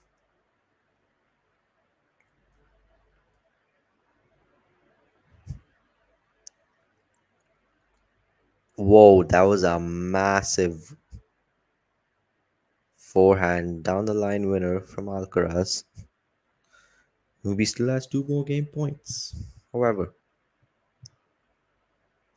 not a good point really from Hurkacz. That forehand had so much air on it, just waiting to be punished by Carlos. This one, however, was a really good forehand cross court, which he used to set up to approach the net. Of course, Carlos went long on the passing shot, and Hurkacz holds for 6-5. Just realized that I hadn't updated the score after Carlos held. However, do it right now. So Alcaraz once again was set to stay in the match.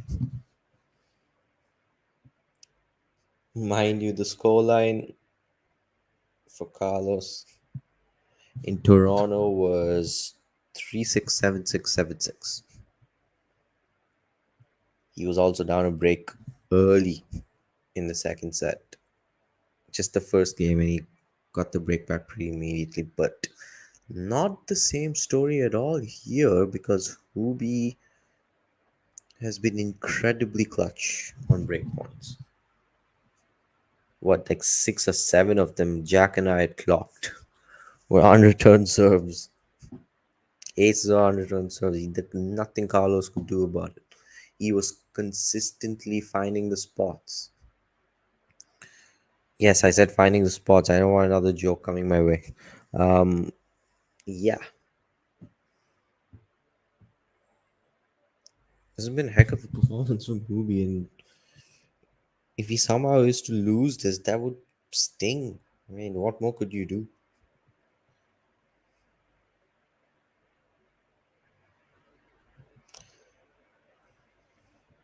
Time to talk about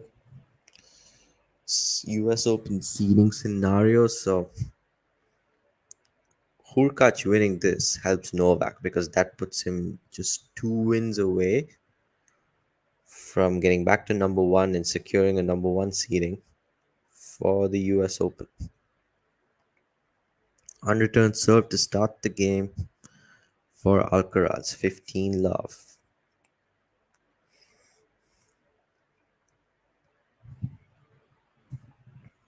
Yeah, of course. Try not to get distracted here. So out wide, the trailing backhands. Forehand from Carlos. Big forehand from Hubie. Approaches the net. Oh, and Carlos is able to pass him. Because Hubie's missed that volley. He's dumped it into the net.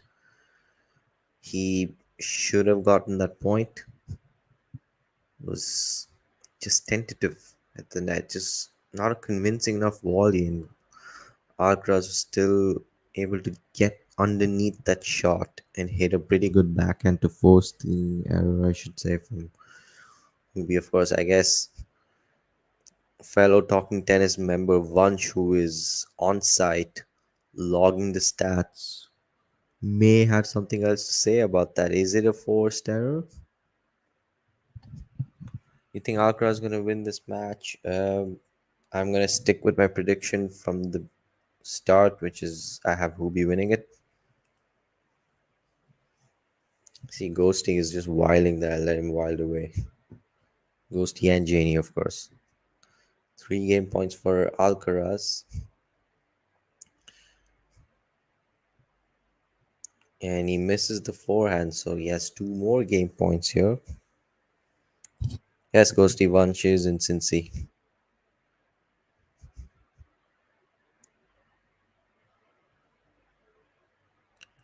Gotten a gig with Tennis TV. Basically, be responsible for logging in scores for a bunch of matches.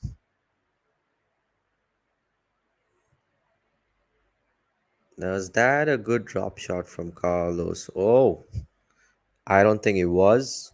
Ruby plays the backhand on the line, but Carlos passes him comfortably. So we are, in fact, heading into a tiebreaker. Could this be deja vu?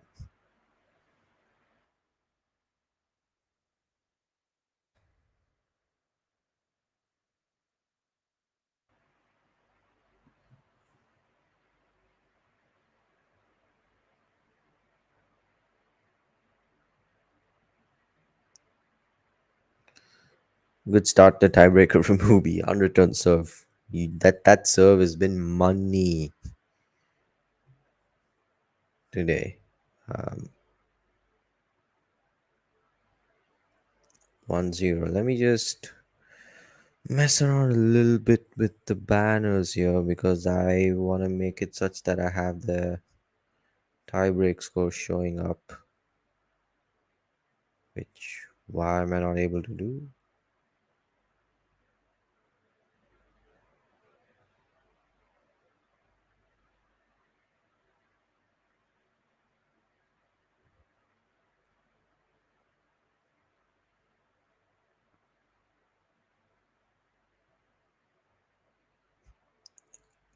Has he missed the volley? Yes.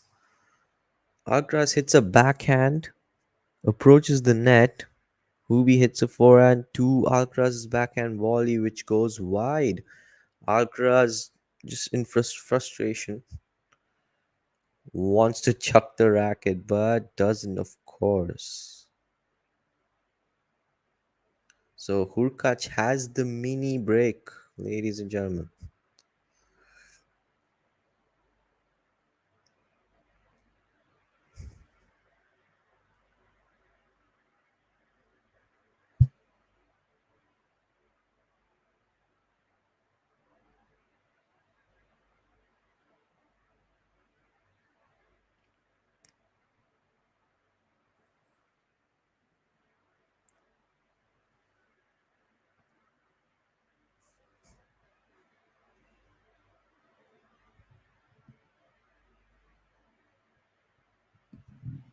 Just give me a second here.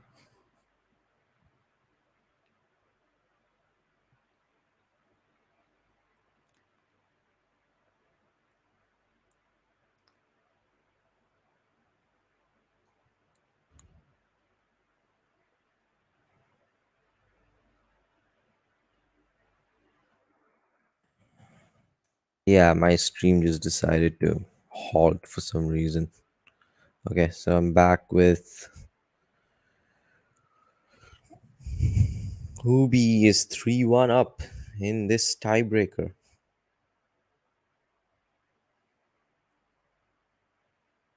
Good to see you again, Max.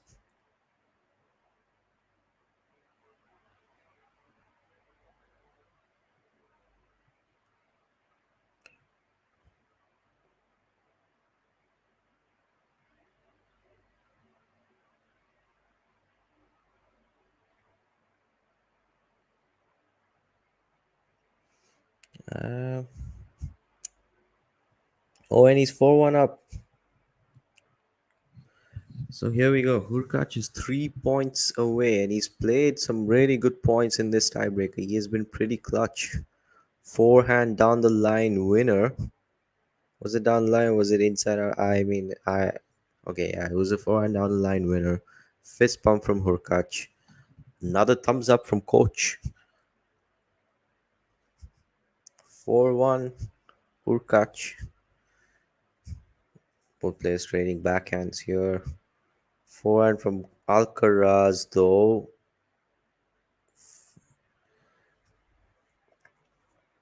And Hubi pushes the forehand long, so it is 4-2 for Hurkacz at the changeover. Will you be? Oh no, I'll be out cold. It is close to 3 a.m. where I am right now. So obviously, I hope to wake up to a good result. All things considered.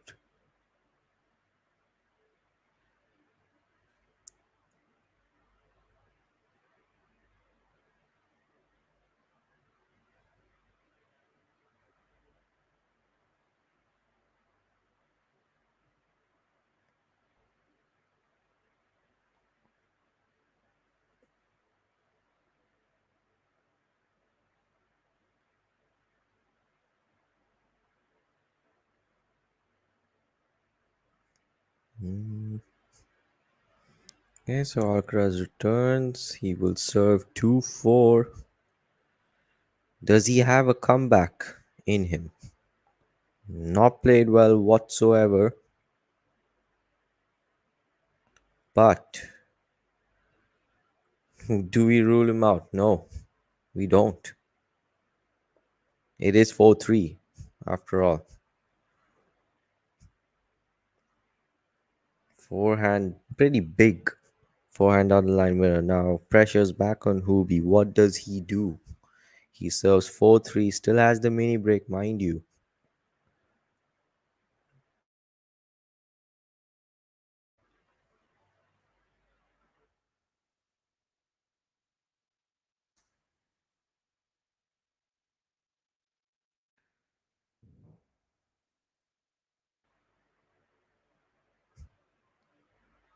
Oh, and Alcaraz gets the mini break back.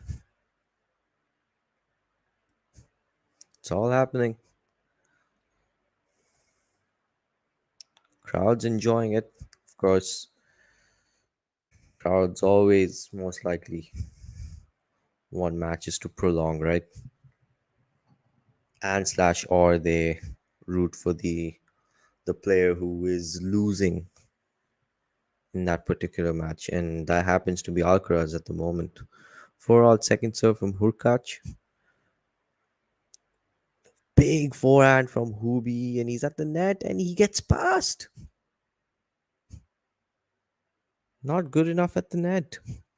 Alcaraz now has the mini break. He has two serves.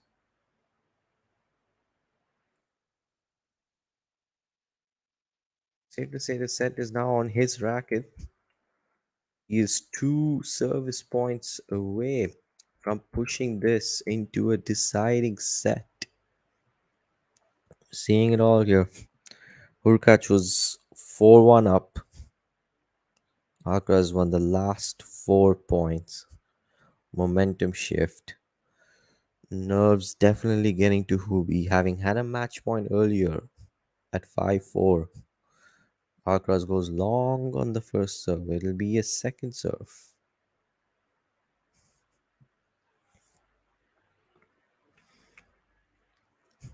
Hubi gets the backhand into play. They're trading forehand to forehand. I'm surprised Hubi's holding up, by the way. Uh, big, big forehand inside out from Alcaraz, and he has two set points to push this match into a deciding set. Let me peep the comments pretty quickly. Yeah, I mean, I'm out anyway after this set. Um, John will take you through. Um, I could stick around for a bit longer, maybe just help with the production. But yeah, I'm the gas tank will is just two set points here from Alcaraz. What does he do? Oh, so first serves unreturned. Huge roar from Alcaraz towards his box. He has come from 1-4 down in the tiebreaker. Saved a match point on his own serve, and we are heading the distance. Well, well, well. Interesting, huh?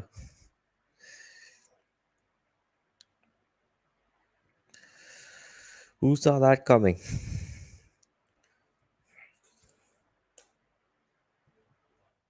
I can't say I didn't see that coming, although I picked Hubi to see it.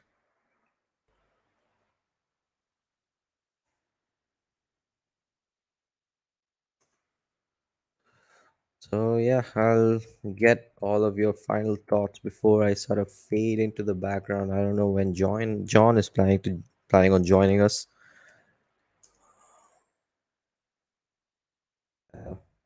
Maybe we can have him on soon. Just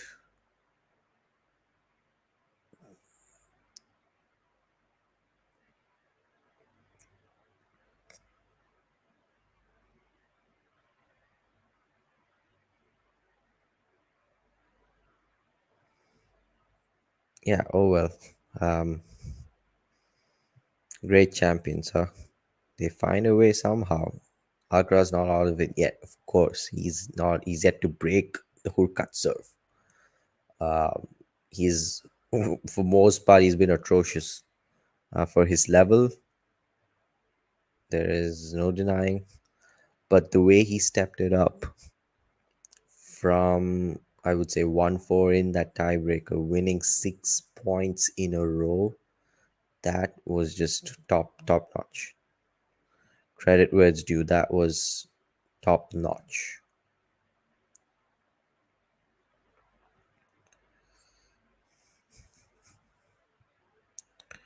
How much longer can I last? It's a good question. Um, I would be happy for you to join as soon as you can, John. I can maybe chat a bit with you about what's happened this set. Uh, and then just fade into the background and probably head to bed. But yeah, happy to talk to you about what just happened. So yeah, whenever you're ready to join, please do join. Yeah, Hubi indeed. That's gotta hurt. Toilet break, but for who?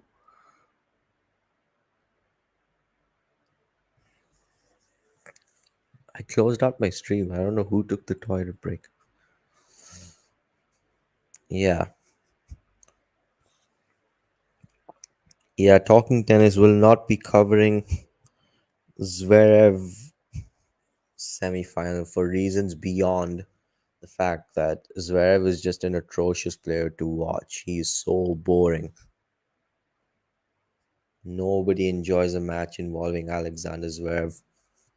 I mean, being a huge fan of Novak and Daniil myself, there's just no way I would still want to willingly watch. I mean, I do watch Daniel's. I did watch all of Daniel's matches against him. Put myself through that torture this year, but that's just because I just don't want to lose to Zverev. Of course, that loss hurt, but it is what it is. It's just bound to happen when you're playing each other 4 times. Interestingly enough, since 2019, Zverev's win rate against Daniil is 25%. He's winning one in every 4 matches. So as long as Daniil still has the upper hand in the head to head, it's all good. But for the sake of to preserve the sanctity of the sport, we don't really want to see a matchup like that. Um, yeah, believe it or not, Janie, I receive a lot of flack for this on X, formerly known as Twitter. I should keep uh, mentioning the side note until we completely accept the fact that it is X after all. But yeah, I mean, I'm just glad that there are regular streamers like you and Ghosty who just make it comfortable for people like me and even Jack earlier to just completely dump on Zverev. Um, yeah, honestly, just the allegations don't sit well with me.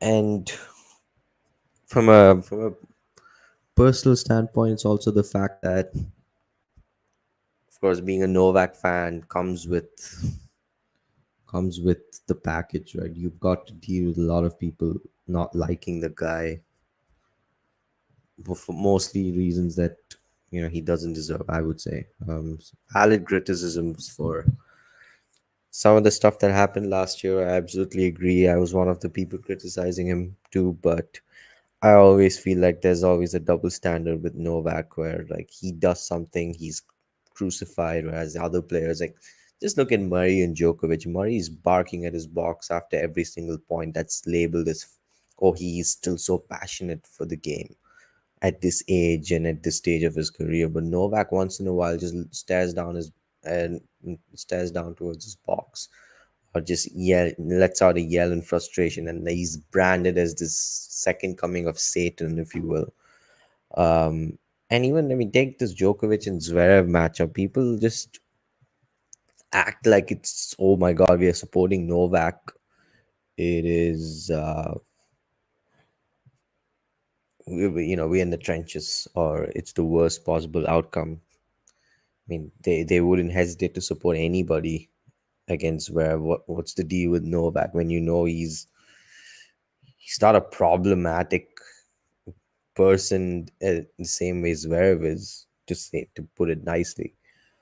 Going off on a bit of a tangent here, I will get back to the match. But yeah, that, and also there are some people actually who are rooting for Zverev for the reason being, well, Zverev will lose to X player, might as well have Novak also lose. So that sits very badly with me.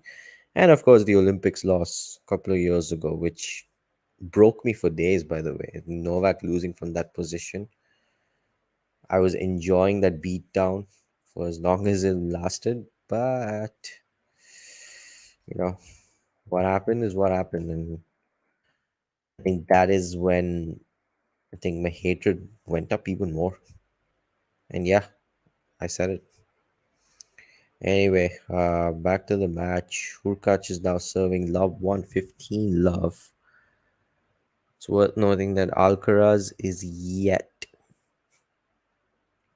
to break serve.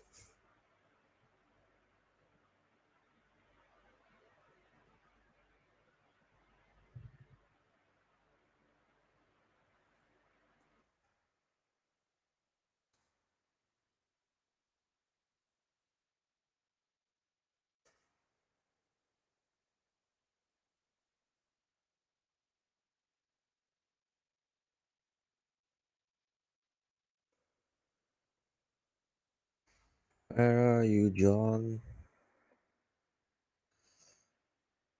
Yeah, I mean, I'm half asleep. I'm completely typing this call line incorrectly.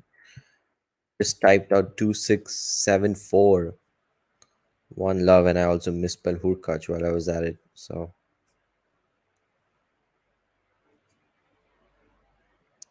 tomorrow, well, that match follows. Oops, that match follows this one. What are my thoughts?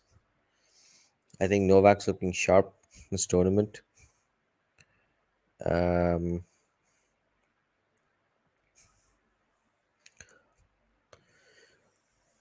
Best of three, like Jack and I mentioned this earlier. It is pretty close. It's four apiece. Um, However, I still think that Novak, he's 7-4 in the head to head. I expect him to make it 8-4. Although Zverev can grow in confidence, that was a big win he got against Medvedev. And to no one's surprise, he completely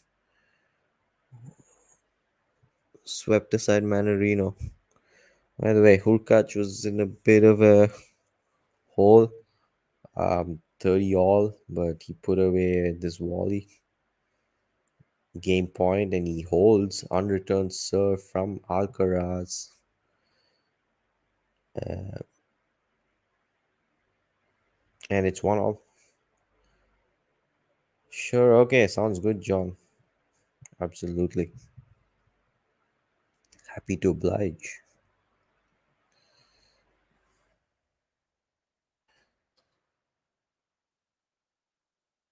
First, apologies to viewers for not being able to complete this match. I changed the banner, come on. Yeah. But, that's the time. It's just the nature of the time difference. It's brutal. Europe to North America, Middle East to North America. It's just how it is. Love 15, by the way, for on Carlos Alcaraz's serve, and it is second serve.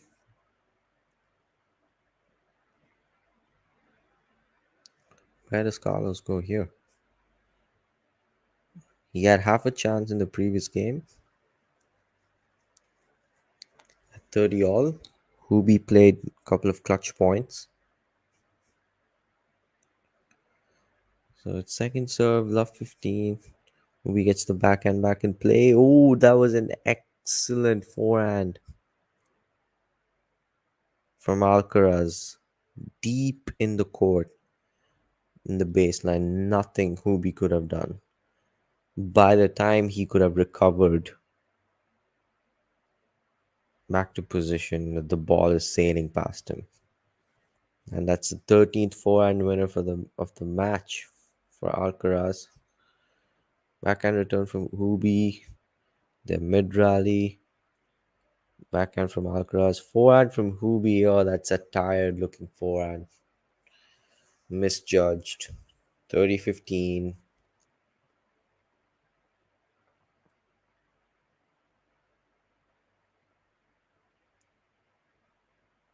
Nobody to push me through these last few points before I head out. No Ghosty. Janie. Nobody. Okay. Yes, I'm all alone here in this battle. It's 40-15, by the way. 2 game points for Carlos Alcaraz. He was love 15 down. Good recovery. So out wide, Hubi gets the return back. However, oh, that was so bizarre. So it was a serve out wide. Hubi got the return back. Not really much on it. Alcaraz strikes a backhand, approaches the net. Hubi gets that shot back. Alcaraz tries something cute with the volley. Was he trying a drop volley or a dink volley? But he frames it completely and loses the point. So it's 40-30, still game point. Backhand from Hubi and serve, nice serve +1 from Alcaraz. He holds. It's 2 games to 1. And with that, I will head out. John will put up the scores for all of you to see. It has been a pleasure. Thanks to everybody who joined. I had a great time covering with Jack for as long as he was here, and also with all of you in the comments. Ghosty, Janie, the usual. I will see you guys again soon. Thanks always for getting me through this. Appreciate your support, and yes, I'll see you all soon.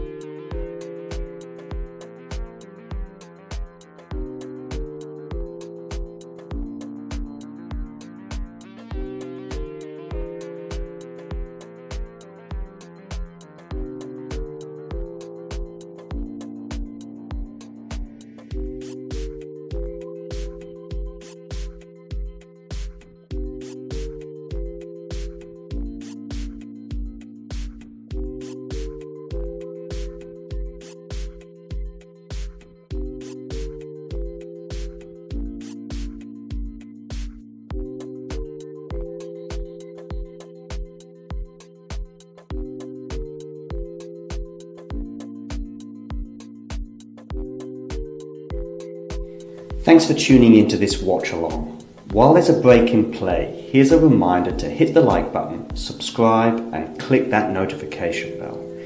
Your support helps to keep the channel going. While we're here, you can now become a member to enjoy perks including badges for the live chat, but also bonus material such as interviews with top players from both ATP and WTA tours. The membership link is pinned in the live chat. You can also follow us on Twitter, Facebook and Instagram. So whether it be serves or volleys, forehands or backhands, serve bots or drop shots, we've got you covered, whether that be via our website, talking-tennis.com, where you can read features and interviews from our top writers. Or if you prefer us in audio form, you can subscribe to our podcast on Apple, Amazon or Spotify or wherever you get your podcasts from. Remember, we offer you wall-to-wall coverage via our regular watch-alongs, magazine shows such as Nick's WTA Weekly or Damien and Mario's ATP version. Plus, we deliver top content from people on the ground, actually at the tournaments, so you get even nearer to the action. So, what are you waiting for? Hit that subscribe button so you don't miss out on all things tennis.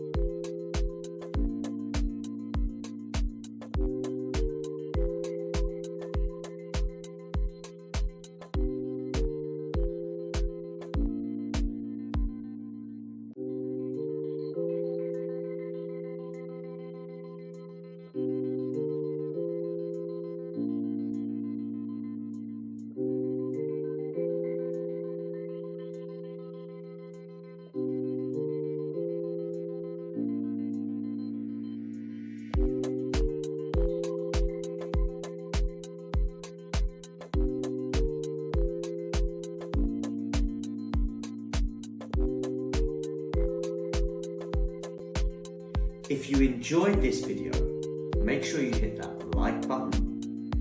Don't forget to subscribe and click that notification bell so you don't miss out on all things tennis.